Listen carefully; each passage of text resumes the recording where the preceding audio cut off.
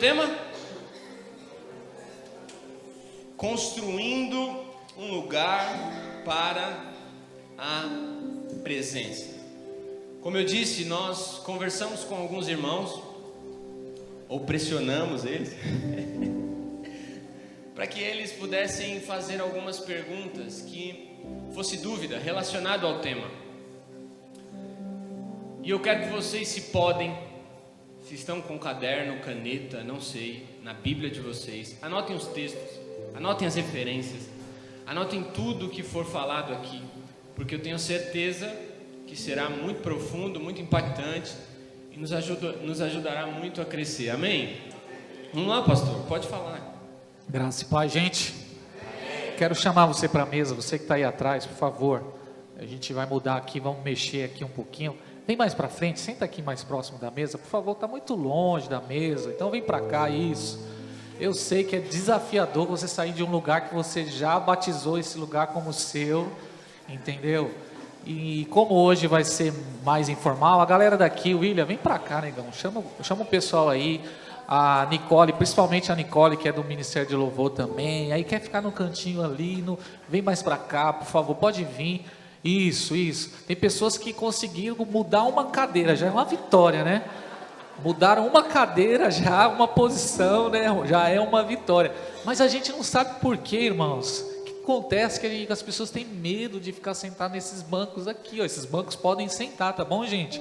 Olha para a pessoa que está do seu lado e fala, ó, pode sentar lá na frente, não tem problema.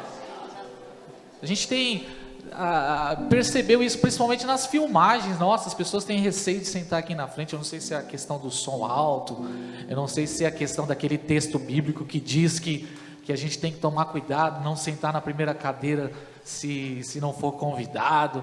Mas a gente precisa se aproximar mais. Então vou lançar mais um pouquinho esse desafio. Quem puder vir mais duas, cara. Isso, irmão Zé, senta aqui nessa cadeirinha aqui, irmão Zé. Isso, glória. Como eu fiquei feliz, olha, que alegria, meu. Sentar bem pertinho aqui, ó. Simbolicamente você está próximo da mesa. Hoje a gente está fazendo um teste, colocamos a mesa aqui, mas Deus vai nos dar outra direção. Quem sabe mais pessoas vão estar aqui e a gente vai juntos aqui bater um papo e construirmos aqui um entendimento de forma informal. Mudar um método de vez em quando é muito bom, né? A gente quebra aquela rotina nossa e talvez agora a gente fica mais aberto para ouvir aquilo que Deus tem para fazer na nossa vida. Quem tem Bíblia aqui? Se você está sem a Bíblia, pega seu celular, que a gente vai juntos aqui tentarmos tirar algumas dúvidas em relação ao nosso tema. Vamos lá, Vini. Só lembrando que estamos em fase de teste, né? Então todo erro aqui, por favor, tenham compreensão. Ao vivo é bem melhor. Mas nós temos aqui algumas perguntas. A primeira é a seguinte. E eu posso começar com ela? Ou você quer começar? Eu acho bom você começar com a importância. Meus irmãos, a gente está vivendo hoje uma época tão complicada porque nós vivemos a geração do tudo pronto. Nós vivemos a geração do clique. Você clicou, algo já apareceu lá. A gente vive a geração da industrialização, tudo é industrializado. Nós vivemos o tempo do macarrão instantâneo. E isso é muito bom, prático, essa praticidade da vida, né? As coisas hoje estão muito fáceis. Por exemplo, você não precisa mais ir no banco, você hoje tem aplicativos, né? É bom isso ou não? A vida digital é bom, sim ou não? Sim, e tudo isso é importante, veio para facilitar a vida, veio para nos auxiliar, foram ferramentas que foram criadas para nos auxiliar. Agora, qual é o grande problema? O grande problema é que a gente está trazendo isso para a espiritualidade. A gente está trazendo isso para a nossa vida cristã. E com Deus não funciona desse jeito. Vida cristã é como se fosse algo artesanal. Alguém já fez alguma coisa artesanal aqui? Alguém já fez? Quem lembra da avó que fazia a blusa lá sentado, a blusa de lã? Quem já fez pão aqui? Pão, alguém fez pão? Entendeu? A fé, a vida cristã, ela não funciona desse jeito. Então, a gente já tem que quebrar isso. Quebrar essa ideia de que com Deus, as coisas vão ser prontas assim, sabe? Então a gente já vem para o culto, a gente quer um culto de 1h30, a gente quer nesse culto um combo, né? A gente quer um louvor poderoso, a gente já quer chegar no momento do louvor, e o louvor já, sabe, 20 minutos, a gente já quer a glória de Deus descendo, a gente se derramando, depois a gente quer alguns 10 minutos de oração, e terminando com uma palavra de 1 hora, e aquela palavra, e a gente quer ir embora, e esse é o grande problema. Se nós estamos construindo algo, essa construção, ela precisa ser processual. Deus não tem pressa, Deus não funciona desse jeito, e esse é o grande desafio nosso. Então a gente precisa quebrar essa ideia de querer que as coisas de Deus sejam um clique, seja como apertar ali e consultar algo no Google, e como você entrar no aplicativo. Com Deus não funciona desse jeito. Por isso nós estamos aqui construindo esse lugar, e é desafiador para nós, porque não é algo que vai acontecer da noite para o dia, é algo que nós estamos de forma processual, de forma progressiva. E então já tira isso da sua cabeça, por favor, essa ideia de querer que as coisas sejam muito rápidas. Deus não funciona desse jeito, amém? Deus não funciona desse jeito. E aí a gente transfere para a nossa vida espiritual. Então, quando falamos de uma construção é tão complexa, uma construção exige tantas coisas, então precisa de tempo, precisa de paciência, precisa de perseverança. Por isso estamos aqui, e se for preciso demorarmos aqui 3 anos, 4 anos, desconstruindo muitas coisas e trazendo a consciência do que é o cristianismo, nós vamos fazer isso, porque nós estamos aqui para agradar a Deus, amém? Amém? Glória a Deus. Então a ideia aqui é a importância de construirmos este lugar, a importância de estarmos juntos aqui nessa mesa, é justamente para isso. A gente quer quebrar essa ideia do prático, das coisas rápidas, e entender que uma construção é algo que eu preciso me dedicar tempo, eu preciso estudar, eu preciso me aprofundar nisso. Por isso o tema, construir um lugar para a presença de Deus. Quer acrescentar alguma coisa? Não, até diante dessa questão de nós não termos essa paciência, né, e até não demonstrarmos isso, ou até mesmo só em palavras e etc., eu queria linkar com a primeira pergunta, porque faz sentido, tá? A primeira pergunta diz assim: por que todos querem a presença de Deus, ou seja, manifestam com palavras que querem, mas não demonstram interesse em estar na presença de Deus? Começou difícil, né, gente? Quer que eu faça de novo? Faz de novo essa pergunta. Porque todos querem a presença de Deus, nós queremos a presença de Deus, mas porque não demonstramos interesse em estar na presença de Deus? Consciência de que precisamos da presença de Deus. Quem tem essa consciência aqui? Todos nós sabemos. Agora, qual é o desafio? Porque não demonstramos interesse em estar na presença de Deus. Parece que existe um abismo. Eu acredito que a gente precisa, para entender essa questão, a gente precisa ter a ideia, e eu vou partir aqui do princípio que todos aqui já têm 2 naturezas. Dentro de nós existem 2 naturezas. Vou partir do ponto aqui de que todos que estão aqui, amém, tiveram o seu encontro com Jesus, ouviram o Evangelho, foram iluminados pela luz do Espírito, tiveram a experiência do novo nascimento. Então eu vou partir desse ponto, amém? Nem vou tratar o ponto daquele que ainda não teve o seu encontro com Deus, mas vamos pensar a partir da ideia daquele que já teve o seu encontro com Deus, daquele que já ouviu o Evangelho. Dentro de nós existem 2 naturezas, a natureza adâmica, caída, depravada, contaminada pelo pecado, e a nova natureza, a natureza agora que foi vivificada pelo poder do Espírito Santo. E para entender essa questão aqui, Porque nós não temos interesse em estar na presença, nós temos a consciência de que a presença de Deus é importante, temos até a ideia de que precisamos da presença, mas não demonstramos interesse. Acredito que existe uma luta dentro de nós, uma guerra, um conflito entre as duas naturezas. A natureza caída, a natureza adâmica, o que Paulo diz em Gálatas capítulo 5, se você abrir a sua Bíblia você vai ver isso, Gálatas capítulo 5, Paulo vai falar de uma guerra entre a carne e o Espírito, porque não há essa demonstração de interesse em estar na presença, é porque a natureza antiga, a natureza velha, ela está querendo dominar a nossa vida. A natureza velha está querendo tomar conta da nossa vida. Então eu acredito que para entender um pouco desse conflito aqui, partimos daí, dessas duas naturezas, né? Nós já aprendemos aqui em algumas mensagens, né? Aquele que você mais alimenta é aquilo que vai dominar a sua vida. Então, se não há esse interesse em estar na presença de Deus, é porque quem está prevalecendo é a velha natureza, é a natureza adâmica, é o velho homem que está querendo dominar a situação. Faz sentido, gente? Faz sentido isso ou não? Porque a gente está trabalhando uma questão aqui de, não sei se você está entendendo, está entendendo? Sim, sim. A gente está trabalhando uma questão aqui eu não quero estar na presença, eu não demonstro interesse em estar na presença. Ou seja, quem é que está dominando? É as minhas sensações, é as minhas emoções, é o Adão, é a velha criatura que está dominando.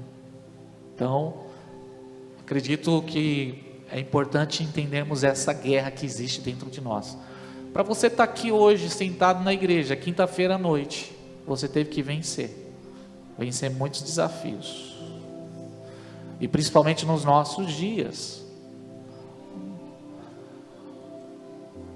Existe o autor daquele livro Disciplinas Espirituais, ele diz que o diabo ele é especialista em 3 áreas: pressa, ruído, multidão. Ele diz que o diabo ele não tem a pressa, ele é a própria pressa. E nesse livro ele trabalha muito essa questão de sermos dominados, o diabo vir e roubar nossa fé, se alimentar da nossa fé. Ele vem para sugar mesmo isso. O diabo é muito estratégico. E hoje nós vivemos o tempo da distração, o tempo de tantas coisas que roubam a nossa energia. Então o velho homem sempre vai prevalecer. Você vai chegar às 7 horas da noite do seu trabalho, sua carne vai dizer: não, você tem direito de descansar. Você precisa da presença. Talvez você também não venha, ou talvez eu não tenha interesse em estar na presença de Deus, porque eu estou deixando que as minhas emoções venham me dominar. Uma frustração da semana, uma palavra que eu ouvi de alguém, e aí quem está dominando é a velha criatura. Eu dou lugar ao pecado, e eu tenho a consciência, eu preciso da presença, mas eu não demonstro interesse em estar na presença, porque quem está vencendo a guerra é a velha natureza. Quer acrescentar alguma coisa? Pastor, cite de forma prática como eu alimento a velha natureza e como eu alimento a nova. Esse é difícil, hein, rapaz? Como alimentar? Eu já posso linkar com a pergunta que fizeram aqui, ó, pergunta 10. Talvez a gente pode juntar com essa pergunta aqui, ó. O ser humano tem dificuldade de sair da teoria para a prática. Qual seria o caminho para essa construção? Né? Então, talvez eu possa linkar com isso aqui. Eu percebi uma coisa, irmãos. Se nós estamos falando de ambientes da presença de Deus, a gente está falando de avivamento, a gente está falando da glória de Deus. Eu percebi algo interessante em toda a história de avivamentos. Toda a história de avivamentos que aconteceram entre grandes homens. Posso citar aqui vários avivalistas da história aí. Martinho Lutero, John Wesley, tantos movimentos de avivamento onde a glória de Deus veio, onde a presença de Deus veio. eles tinham duas coisas em comum: havia uma sede por Deus, um anseio pela presença de Deus, e eles levavam a sério as disciplinas espirituais. Então, entre a teoria e a prática, para vencer essa guerra entre a carne e o espírito, a gente precisa levar a sério as disciplinas espirituais. Abra comigo um texto aí de Tito capítulo 2.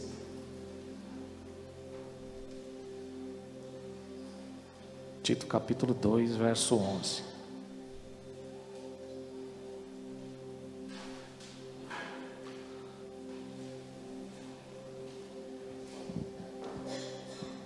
Diz assim: porque a graça de Deus se manifestou trazendo salvação a todos os homens, ensinando-os para que, renunciando à impiedade e às paixões mundanas, vivamos neste mundo de maneira sóbria, justa e piedosa. A mesma graça que te alcançou, quantos foram alcançados pela graça aqui? É a mesma graça que nos capacita para vivermos uma vida para Deus, para vencermos a carne. Então, a mesma graça que operou a salvação em nós, é a mesma graça que nos dá a capacidade da gente vencer e vivermos uma vida que venha glorificar o nome do Senhor. É a mesma graça. O que eu estou querendo dizer é o seguinte: Deus, Ele estabeleceu os métodos, os meios para alcançarmos isso, e não tem outro caminho. E quais são esses meios? Disciplinas espirituais. Quando nós olhamos a história de grandes avivamentos, ou quando nós vemos o que aconteceu nas Escrituras, o que fez com que esses homens vencessem a carne e vivessem uma vida de plenitude da glória de Deus, eles levavam a sério a vida, as disciplinas espirituais. Eles levavam a sério a oração, a leitura da palavra, o jejum. Não tem outro caminho, gente. Sabe por que a carne está prevalecendo na nossa vida? Sabe por que a natureza adâmica está prevalecendo na nossa vida? É porque a gente é negligente em relação às disciplinas espirituais. A gente não leva a sério. Nós somos indisciplinados. Eu falo de mim. Amém? A gente está aqui numa mesa, não tem ninguém melhor que ninguém. Eu também sou indisciplinado em relação à vida de oração. Como é que é a sua vida de oração? Como é que está o seu nível de vida de oração? Como é que é a sua rotina? Não tem outro caminho. Eu acredito que não tem outro caminho. Se a gente quer, de fato, vencer, como diz a pergunta aqui, como você me fez, como vencer essa carne, essas emoções, como vencer isso? Através das disciplinas espirituais. A mesma graça que operou salvação é a mesma graça que nos capacita. Deus estabeleceu os meios de graça. Quais são esses meios? Oração, jejum, simplicidade, congregar, meditar na palavra de Deus. Meditar na palavra de Deus, não só ler a palavra de Deus, mas meditar. Talvez você precisa parar um pouco no seu dia, pegar um texto bíblico e se debruçar nesse texto. Pegar de manhã ali o seu devocional. Você tem vida devocional? Pergunta para a pessoa que está do seu lado sem que ela responda. Pergunta: você tem vida devocional? Alguém sabe o que é vida devocional aqui? O que é vida devocional, Jair? Uma devoção diária, um hábito diário de buscar a Deus, uma sua intimidade, ter momentos com Deus diário. Você tem esse hábito? A gente está numa mesa com os pastores, eu, pastor André e o pastor Rogério, e a gente estava falando sobre isso, e a gente fez um acordo entre nós, de nós cobrarmos uns dos outros, eu cobrar deles e eles cobrarem de mim. Como é que está a sua vida devocional? Como é que está a sua vida devocional? Tem alguém que está cobrando isso? Tem alguém que cobra isso de você? Vida devocional? Além do Espírito Santo, que toda hora está no nosso ouvido, aí você precisa parar um pouco. Talvez esse é o caminho. Sim.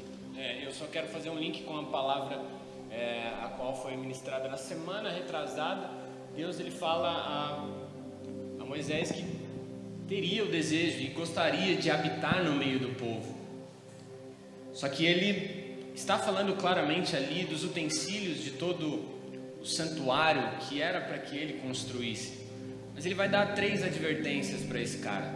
Ele fala: cuidado, não negligencie o modelo que já foi colocado. Existe um modelo, construa em cima do modelo. O cuidado fala muito porque Deus nos conhece. Ele sabe que se nós não tivermos realmente a consciência também, mas também a disciplina de nós, por exemplo, respeitarmos o período de oração, respeitarmos o modelo jejum, o modelo leitura bíblica, Ele sabe que nossos olhos estarão em outros lugares.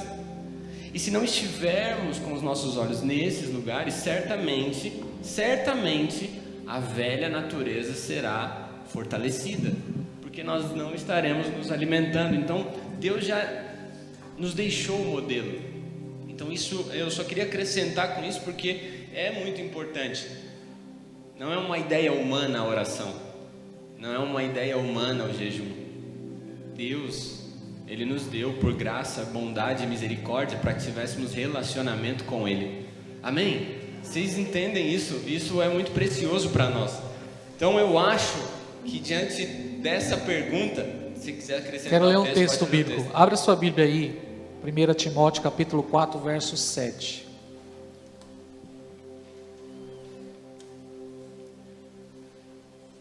E a gente vai junto aqui, vamos lá. 1 Timóteo 4, 7 e 8. Amanhã é feriado, não é? Não. Prometo para os irmãos que hoje a gente vai terminar no horário. 1 Timóteo 4, 7. Conversei com o Adalécio sobre isso aqui. Eu perguntei para o Adalécio: Adalécio, você que é um lutador aí, alguém que pratica esporte, né? O seu esporte exige o que antes de você começar ali entrar no ringue ali e começar a lutar? O que você faz antes? Ele falou que precisa fazer aquecimento. Então eu falo: você gosta de fazer aquecimento? Quando os meninos chegam aqui na segunda-feira para fazer o jiu-jitsu, eles gostam? Você gosta de fazer aquecimento? Um jogador, ele gosta de fazer aquecimento? O Rodrigo está aqui, que é da área. Rodrigo, quando você chega para jogar bola, quando você vai jogar a bola, eu vou jogar bola, eu não quero fazer um aquecimento antes, eu quero chegar logo e já quero logo para o jogo. O Adalécio falou para mim: não, precisa fazer, é necessário fazer um aquecimento, exercício. Sim ou não, Adalécio? Da mesma forma são as disciplinas espirituais, irmãos. A oração, ela precisa começar na sua vida como uma disciplina, porque se você procurar esperar ter prazer e sentimento e ter vontade de orar, você nunca vai fazer isso. Deixa eu perguntar aqui: quem tem dificuldade de orar aqui? Eu tenho. Olha o que Paulo fala aqui, ó. Vou pegar a parte final do texto aqui, ó. 1 Timóteo 4, 7. Mas rejeita as fábulas profanas e insensatas. Isso aqui já é uma direção para outra coisa. Rejeita esse papinho aí. E olha o que ele diz: exercita-te na piedade. Paulo está dizendo para Timóteo: pratique as disciplinas espirituais, Timóteo. Aí ele usa o exemplo: pois o exercício físico é proveitoso para pouca coisa. Pessoal que não gosta de fazer academia, tem uma base bíblica aqui, viu, gente? Pessoal que não gosta de academia, exercício físico, Paulo está dizendo que tem um proveito, mas é pouco esse proveito.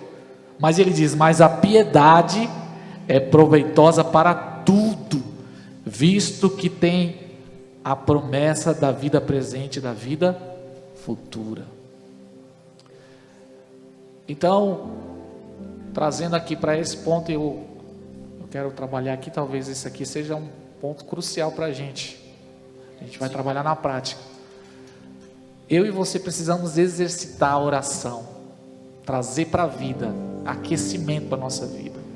Você não pode depender da oração dos outros, você não pode depender da oração do culto de quinta, você não pode depender da oração do pastor. Você precisa ter a sua vida de oração. Exercitar a piedade, exercitar o jejum, ter o hábito de jejuar. Como é que está o seu nível de jejum? O meu, faz quanto tempo aí que você... Qual foi o último jejum que você fez? É sério, faça essa pergunta para você, qual foi o último? Irmãos, é difícil jejuar, sim ou não? Todas as vezes eu me programo para jejuar. Eu tenho a consciência, hoje, essa semana eu vou fazer um jejum. Aí eu faço em um dia, estou dizendo faço em um dia, bem, graças a Deus. Aí eu já acho que eu já estou bem já, entendeu? Aí eu falo, já fiz essa semana, já fiz um dia, porque nós não temos como disciplina. E essa palavra disciplina, ela dói, mas ela é necessária. Um jogador, ele precisa ser disciplinado. Um atleta, ele precisa ser disciplinado. E um cristão, ele precisa levar a sério as disciplinas espirituais.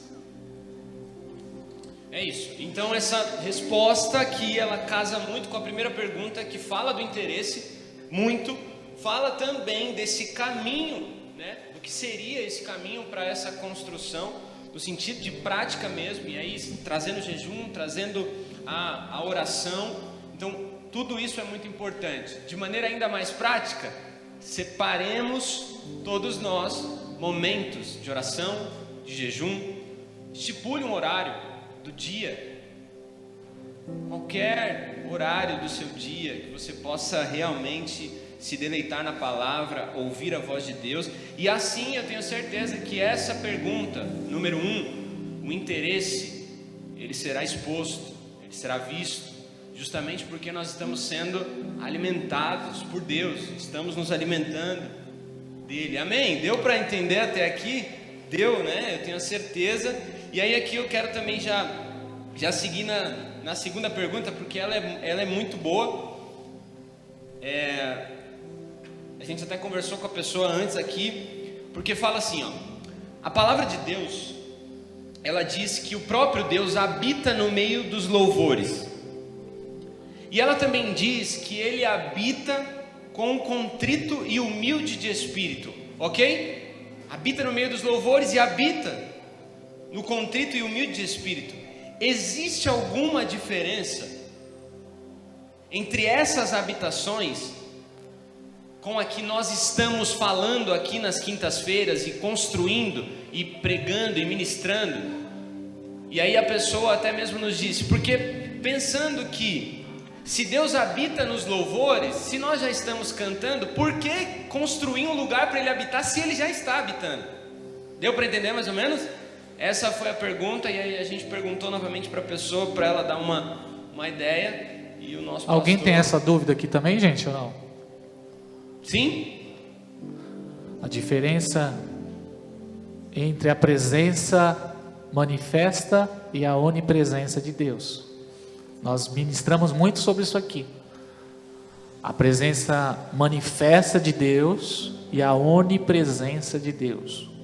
Quando a Bíblia diz, a Bíblia já faz promessas para nós, onde estiver 2 ou 3 reunidos, o Senhor está presente. Amém? Quem crê nisso? Salmo 22, verso 3. O Senhor é santo e Ele habita no meio dos louvores. Salmo também diz, perto está o Senhor daquele que tem um coração quebrantado e contrito. Nós precisamos ter isso na nossa mente, essa distinção, para responder essa pergunta aqui, é que existe a onipresença de Deus. Deus está em todos os lugares, amém? Não existe 1 metro quadrado dessa terra que não seja de Deus.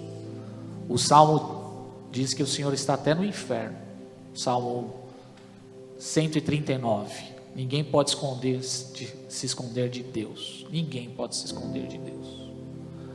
Eu falei para uma criança no carro, das crianças que eu levo para a escola, estava falando sobre colar. Eu falei para ele lá, quando você está colando, os olhos de Deus estão lá. Isso aqui para nós também, quando você está colando na sua vida, os olhos de Deus estão lá. Os olhos de Deus contemplam os bons e os maus. Amém? Ponto. Agora, quando falamos de presença manifesta de Deus, estamos falando de um derramado Espírito Santo. Estamos falando de um avivamento. Estamos falando de algo visível, notável, algo real. Eu creio que Deus está aqui. Deus está aqui no nosso meio. Mas Deus está aqui com a sua onipresença. A onipresença de Deus, que é uma promessa para todos nós, através do Espírito Santo que já está em nossos corações. Mas existe diferença sim. Existe diferença entre habitações, existe diferença entre um lugar que tem a onipresença de Deus e um lugar que tem a presença manifesta de Deus. Eu posso dar várias referências bíblicas aqui para vocês. O que aconteceu em 2 Crônicas 7, quando Salomão terminou de orar, o que aconteceu ali? A glória, a Shekinah de Deus desceu naquele lugar. O que aconteceu em Atos 2, em Deise, terminado eles de orar, depois de 10 dias, veio sobre eles o que? O derramamento do Espírito Santo, a presença manifesta de Deus. O que aconteceu em Atos 10, na casa de Cornélio? Quem lembra dessa passagem? Eles estavam lá ministrando a palavra, Pedro pregando o evangelho. O que aconteceu com eles? Veio o Espírito sobre eles. Então existe essa distinção entre a onipresença de Deus e a presença manifesta. Deus derramando a sua glória, o Espírito Santo descendo sobre o lugar. Certo, e até linkando com esse assunto, eu também queria colocar uma pergunta já aqui, que é: como nós podemos identificar isso acontecendo aqui, ou como nós podemos, eu posso identificar isso na minha vida individualmente, em casa, no trabalho, enfim, onde eu estiver? Como podemos identificar essa presença manifesta? Quem já teve experiências aqui pessoais, em um dia, seja no carro, no quarto, num momento de oração, onde você realmente percebeu que aquele ambiente, ele ficou diferente? Alguém já teve essa experiência aqui? Levanta a mão, quero ver. Amém? Glória a Deus. É precioso isso, sim ou não, irmãos? Tem coisa mais poderosa. E não existe uma regra, né? Não existe uma regra. Às vezes você vai para o quarto nessa expectativa e de repente nada vai acontecer. Mas às vezes você vai ser surpreendido pelo um derramar da presença de Deus. Eu acredito que é notório. Vai mexer com as suas emoções, vai mexer com o seu coração. Quando o Espírito Santo vem sobre pessoas, existem pessoas que vão falar em línguas, porque já têm o dom de falar em línguas. Outros vão se quebrantar de uma forma tão poderosa que vão ser tomados em lágrimas. Quando o Espírito Santo de Deus está no lugar, tem cura, tem salvação. Quando o Espírito Santo de Deus está se movendo no lugar, pecadores se arrependem. Os demônios estremecem. Quando a presença de Deus está no lugar, os demônios estremecem. Cadeias são quebradas. É notável, irmãos. E eu falo isso de forma pessoal, mas também de forma coletiva. Quem já participou de cultos assim, momentos num culto coletivo, em alguma fase da sua vida, em algum momento, em alguma estação da sua vida, que você percebeu a glória de Deus no ambiente aqui? Alguém? Quem tem saudade disso? Eu tenho saudade disso. Então sim, é possível identificar que a presença de Deus está habitando em um lugar. É possível. E é possível também identificar que a presença de Deus não está se manifestando neste lugar. É possível. E eu posso dizer para os irmãos o seguinte, que nós estamos vivendo uma estação, não só aqui, como igreja local, mas no Brasil, no geral, em que há uma ausência da presença de Deus. Há uma ausência da presença de Deus. E não é só eu que estou falando isso, são vários pastores, vários líderes, várias pessoas estão notando que algo está diferente, existe uma ausência da presença. Nesse tempo agora que nós estamos vivendo de polarização, quem está percebendo um ambiente pesado? Alguém? Ou só eu, irmãos? Há um ambiente pesado, não está fluindo as coisas. A questão das eleições, a gente percebeu isso. Meu Deus, que peso é isso, né? Posso estar com a camiseta do Brasil agora, né? Pelo amor de Deus, porque você apontou para mim por causa da camiseta, né? Não. Sim. Nem percebi que você dá camiseta do Brasil. Fazer igual o Mateuzinho, né? No dia da eleição, ele começou a chorar. O que foi, Mateus? Meu carro é vermelho. Fique em paz, Mateus. Independente dessa questão ideológica, né, pessoal. Mas, irmãos, o Brasil, a nação brasileira, a igreja do Brasil precisa de um derramar do Espírito Santo urgente, urgente. Os nossos cultos estão vazios, não só de pessoas, mas do mover de Deus, da presença de Deus. E quando não tem a presença de Deus, a gente cria um monte de apetrechos, né? Então a gente precisa de eventos, precisa de estratégias, métodos, aí a gente precisa modernizar o lugar, e a gente precisa plantar bananeira, aí a gente precisa fazer vários cursos, e eu não sou contra cursos, amém? Aí a gente precisa vir com tantos métodos aí, precisa de coach, precisa de aqui está um psicólogo, mas precisa de muita psicologia. Tudo isso é a ausência da presença, porque quando a presença de Deus está no lugar, é perceptível, é real, é notado. O Salmo diz: provai e vede que o Senhor é bom. Acredito que eu consegui responder, amém? Bora? Eu posso só, se diante de tudo isso, foi visível, foi notório em Atos o que aconteceu, e eu queria conectar uma coisa que aconteceu aqui em nossa igreja local. No último batismo que nós tivemos, eu creio muito que o batismo, obviamente, como vocês também creem, é uma ação do Espírito Santo. É Deus quem convence, não somos nós. É Ele quem nos dá a salvação, amém? E algumas pessoas se batizaram aqui. Eu acredito que nós estamos vendo pequenos detalhes do que podemos viver muito, do que iremos viver plenamente, eu creio, que quando o Senhor voltar. Mas eu creio que Ele ainda tem mais, ainda estando aqui em terra, Ele tem muito mais para nós, amém? De cura, como o pastor falou, de salvação, de regeneração, eu creio nisso.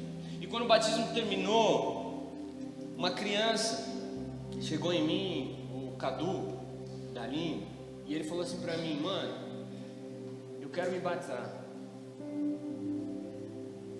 Eu posso me batizar? E eu, como bom curioso, eu falei assim: eu vou te responder com uma outra pergunta. Por que você quer se batizar? E aí ele falou assim: Vini, eu quero ser salvo.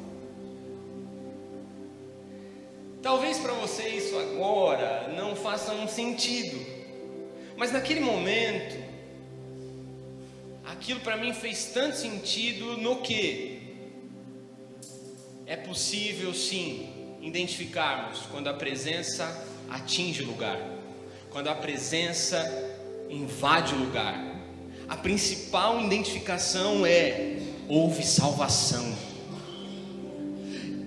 Nós vimos, e eu presenciei no detalhe, numa criança, mas o que Deus tem para nós, e aqui é o que eu quero acrescentar, o que Deus tem para nós é sim o que aconteceu em Atos, quando o Espírito veio sobre aqueles homens. Pedro, impelido pelo Espírito Santo, pregou a boa notícia, e almas foram salvas por Deus.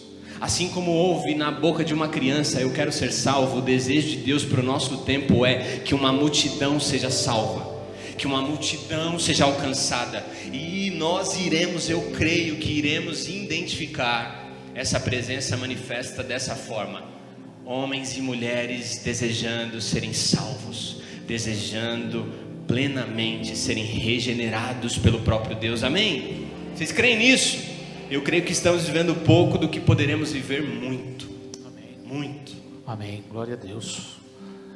Talvez você possa até pensar o seguinte: pastor, então eu não senti a presença de Deus ainda, eu não tive uma experiência com a presença de Deus.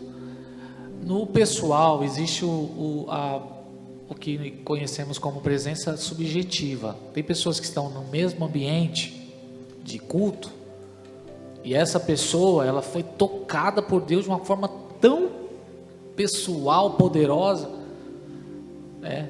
E ela está em lágrimas, e ela foi convencida, e o Espírito Santo ministrou poderosamente com ela. O pastor pregou Salmo 23, e ela recebeu uma revelação poderosa de Deus, saiu dali com uma direção, e aquilo tocou a vida dela. Isso é algo muito subjetivo, é pessoal. Então isso já acontece hoje, amém? Pode acontecer aqui nesse ambiente, nessa mesa aqui, ó. Talvez tenha alguém aqui que está sentado e o Espírito Santo está tocando essa pessoa de uma forma poderosa, porque depende muito da comunhão que ela tem, do relacionamento que ela está com um amigo Espírito Santo. Depende do que Deus falou para ela de manhã, de como está a semana dela. Então ela entrou aqui, o culto pode estar frio, sabe? Quando eu falo culto frio, a gente tem a ideia do culto frio, né? O culto morno, aquele culto bem sem barulho, né? Glória a Deus, bem baixinho, por Deus tão grande. E essa pessoa, ela foi tocada pelo Espírito Santo de uma forma poderosa. E isso é muito pessoal, particular, porque é algo muito particular dessa pessoa com Deus. Deus tem um particular para cada um, amém, gente? Deus tem um particular para cada um. Então, já tenha isso na sua mente. Às vezes você vai estar na igreja e não se escandaliza não. Às vezes tem gente que entrou. Lembra daquela mulher do fluxo de sangue, gente? Né? Tantas passagens da palavra de Deus que falam sobre isso. Lembra da mulher na casa de Simão? Quem lembra? João 12. Estava todo mundo lá no jantar, na mesa, e aquela mulher entrou por debaixo da mesa, e ela foi lá e se derramou diante dos pés de Jesus. Isso já acontece hoje, amém? Acontece com as nossas crianças, acontece na igreja, mas isso é subjetivo, isso é pessoal, é uma experiência pessoal. Agora, o que nós estamos propondo para a igreja, o que nós queremos aqui, é que isso seja objetivo, que seja algo que venha alcançar a todos, amém, gente? Você quer que a sua casa seja alcançada? Então, nos ajude a construir esse lugar. Nos ajude, vamos construir juntos este lugar. Para que de forma objetiva, não sei se hoje, não sei se amanhã, não sei se daqui 2 meses, não sei se quando Deus levar a igreja para o deserto, não sei se quando tiver que acabar com as estruturas aqui, quando não tiver mais igreja aberta, não sei quando, mas que possamos juntos perceber o derramar do Espírito Santo nas nossas vidas, de forma objetiva, não só na vida do Cadu, mas na vida de todos que estiverem no ambiente. Eu creio nisso e isso é possível, amém? Bora. Tem uma outra pergunta aqui, que é: qual a garantia que teremos de que Deus está nesse local, construindo, auxiliando junto? E aí, obviamente, entra também o assunto que tem também uma pergunta aqui, que é com relação ao Espírito Santo nos auxiliando, ou que O local está pronto. Qual a garantia que nós temos? Eu não sei se entra muito dentro do que nós estamos falando aqui, do que você já respondeu, mas qual a garantia que nós temos de que esse local está pronto, de que o Espírito Santo está nos auxiliando? Como nós temos essa garantia? Pela palavra de Deus, a base é a palavra, né? A nossa garantia é a Bíblia Sagrada, e a Bíblia diz que há um derramar do Espírito Santo. Então, a gente não está partindo de um desejo pessoal nosso. Não é algo assim, eu quero. Não, é uma promessa. Então eu estou partindo dessa convicção de que é uma promessa da palavra de Deus. É olhar para a Bíblia e dizer: Senhor, está escrito aqui em Joel que o teu Espírito seria derramado sobre toda a carne. Então a garantia é essa. A garantia é o que está escrito em Tiago, capítulo 4, que fala sobre o derramar das últimas chuvas. Essa é a garantia, irmãos. Se basear, né, nas promessas de Deus, no desejo de Deus. Deus deseja derramar a presença dele. Jesus orou por isso. Quer uma garantia melhor do que essa? João 17, 24. Se puder ler aí alguém, João 17, 24. Vamos ler, para a gente ter uma base bíblica aqui. Não sei se eu estou conseguindo responder, meu Deus, mas a garantia é a palavra garante que isso vai acontecer. Quem pode ler para mim?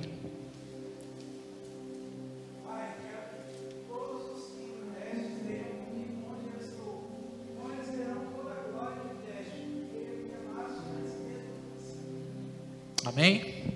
É o desejo de Jesus. Jesus quer que eu e você possamos experimentar da sua glória. Essa é uma garantia poderosa. Jesus orou.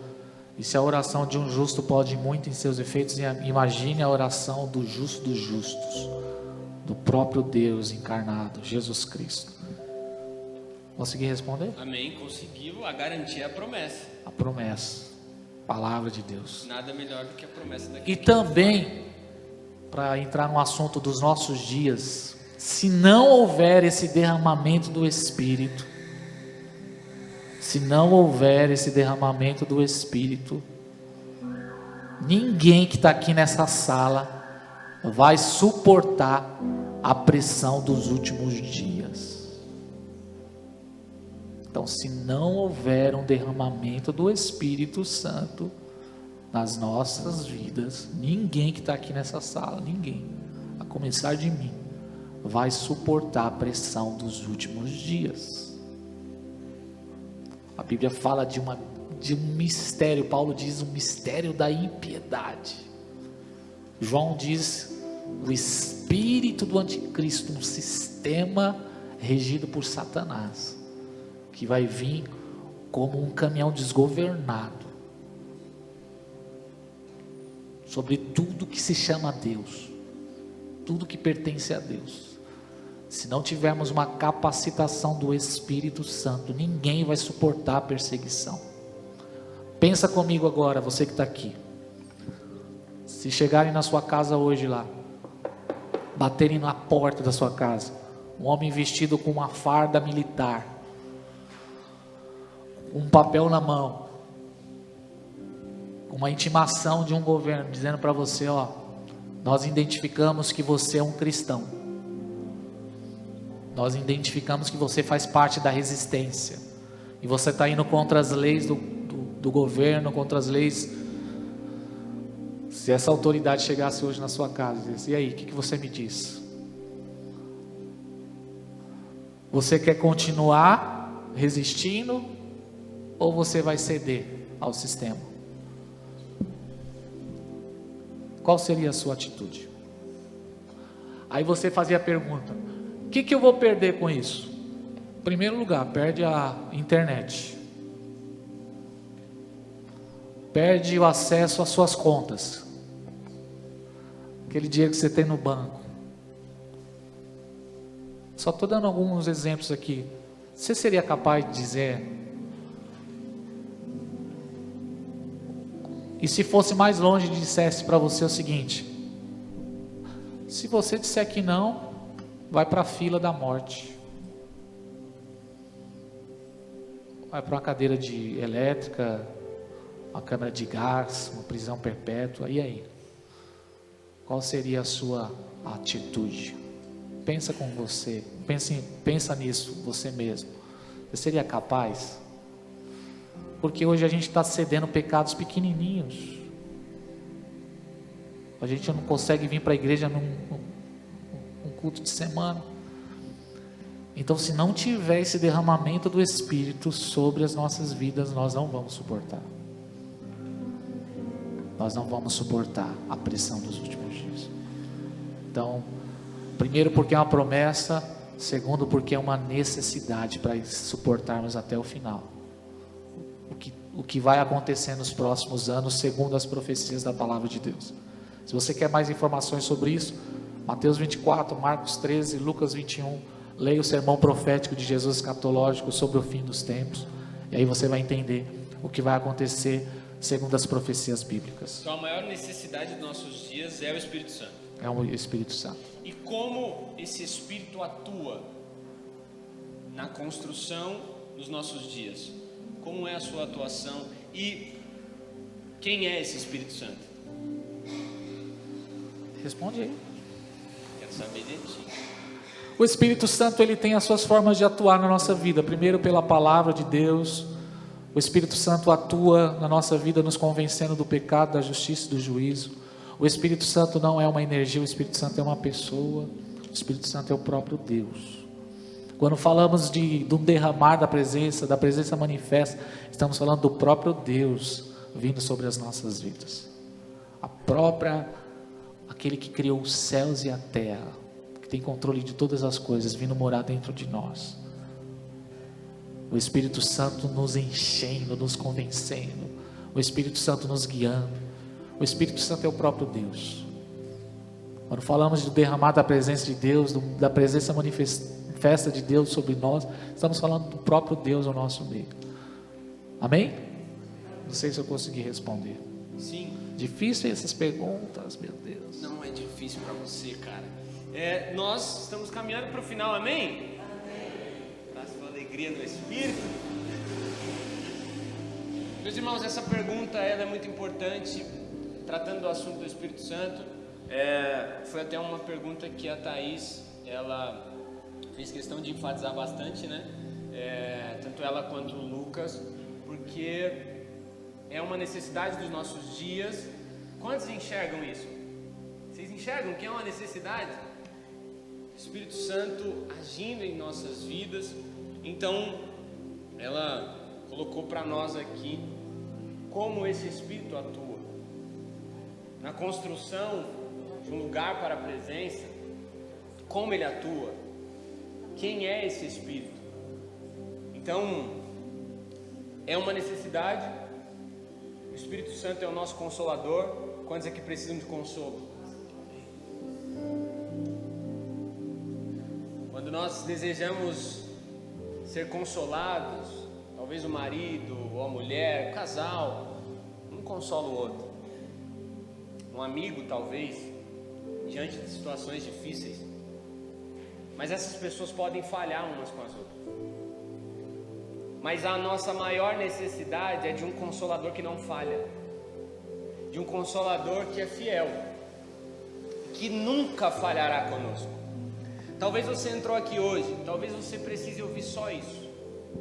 Existe um Espírito Santo que está disposto a atuar nos nossos dias, sendo consolador. Consolar como um marido não pode, consolar como uma esposa não pode, consolar como um melhor amigo não pode, consolar de maneira tão sábia, que é sobrenatural. Então, é necessário a atuação desse Espírito. Ele também é o nosso advogado. Quantos aqui precisam de advogado? Mas advogado por quê? Por que advogado, pastor? O advogado é aquele que vai nos auxiliar naquilo que nós não sabemos, vai nos apoiar, vai interceder por nós. Por isso que o Espírito Santo é um advogado. Quando você não sabe qual é a atitude tomar, o advogado ele vem e te direciona. Você precisa ir por esse caminho, a lei diz isso. Não segue esse caminho. O Espírito Santo, ele tem um poder de fazer algo sobrenatural na nossa vida, irmãos.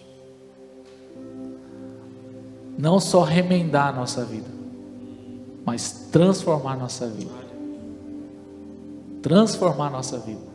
E aí eu quero ler um texto aqui para a gente encerrar, porque senão vou até às 11. Tem pergunta, hein, gente? Tem pergunta. Deixa para a próxima quinta. E a próxima semana a gente vai trazer mais pessoas para a mesa, para estar sentando com a gente aqui, para estar conversando mais sobre essa verdade tão poderosa. Mateus 9,16 diz assim: ninguém põe remendo de pano novo em roupa velha, pois o remendo rasgará parte da roupa, e o rasgo ficará maior.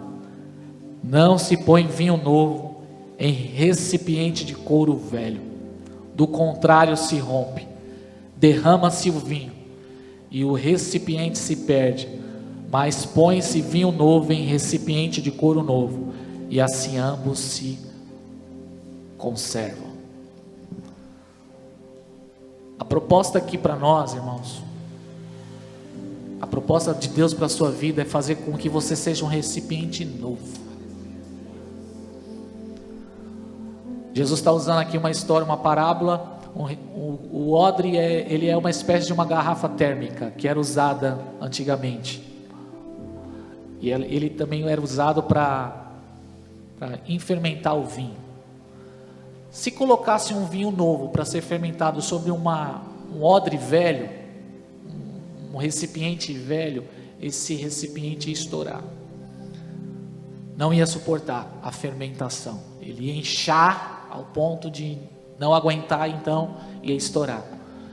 Se a presença de Deus for derramada agora, na situação que nós estamos, se Jesus voltasse hoje, nessa noite, como alguns acreditam, em um retorno de Jesus repentino, a igreja não ia suportar.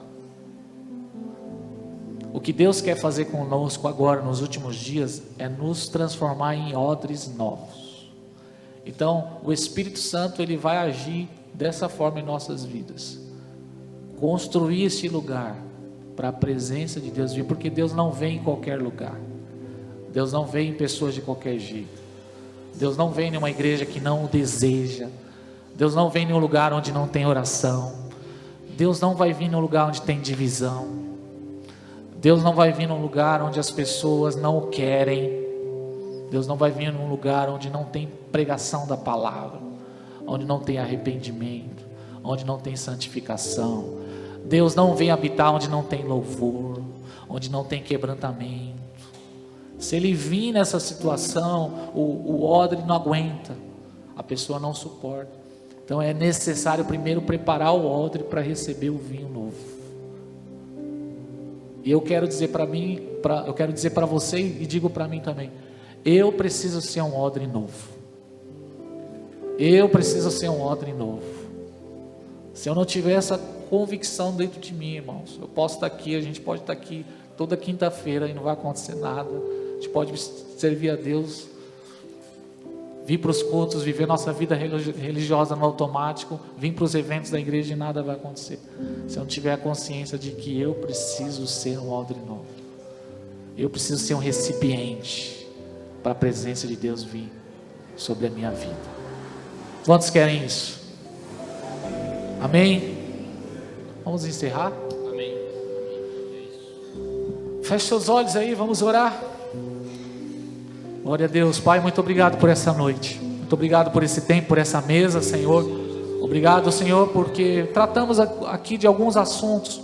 É claro, Senhor, que precisamos nos aprofundar muito nesse tema. Precisamos, ó Deus, levar a sério a nossa vida com o Senhor. Precisamos prestar atenção nos sinais que está acontecendo ao nosso redor. Precisamos estar atentos aos sinais, Senhor. Não podemos menosprezar o que está acontecendo no mundo, Senhor. O Senhor está voltando. O Senhor está vindo sobre a terra para restaurar todas as coisas. E nós, a sua igreja, precisamos estar preparados para isso. Por isso estamos aqui nesta noite, Senhor. Ajuda-nos, ó Deus, a dia após dia nos aprofundarmos nesse tema, Senhor, e crescermos, sermos, ó Deus, estudantes da Tua presença, procurarmos entender mais, meditar mais, Senhor, sobre essa verdade tão poderosa das Escrituras. E nos ajuda, Senhor, Espírito Santo, nos ajuda a praticarmos, ó Deus, coisas que nós ouvimos aqui e colocarmos em prática na nossa vida, para que possamos juntos construirmos este lugar, Senhor, e sermos, ó Deus, a casa do Senhor, o lugar da Tua habitação, o lugar onde o Senhor vai hospedar a Sua presença, Pai. Aviva-nos, nós precisamos de um avivamento, nós precisamos de um derramado do Teu Espírito, Senhor.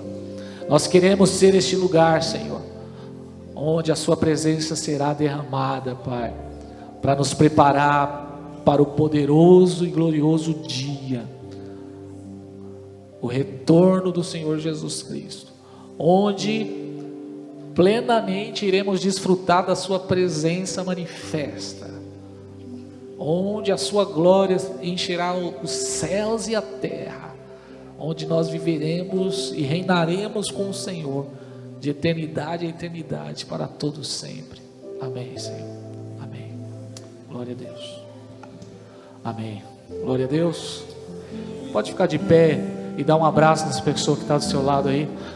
Fala, obrigado por participar dessa mesa comigo aí. Glória a Deus. Deus abençoe em nome de Jesus. Levanta sua mão para o céu. Quinta-feira nós vamos continuar, amém? E nós vamos trazer mais pessoas aqui. Vou chamar o Rodrigo para a mesa, vou chamar a Deise, vou chamar a Thaís, vou chamar a pastora Hélia. E a gente vai conversar mais sobre esse assunto e vamos nos aprofundar mais em nome de Jesus. Que a graça de nosso Senhor e Salvador Jesus Cristo, que o amor de Deus e que a comunhão do Espírito Santo esteja sobre nós hoje e para sempre. Aquele que crê, diga: Deus te abençoe em nome de Jesus. Glória a Deus.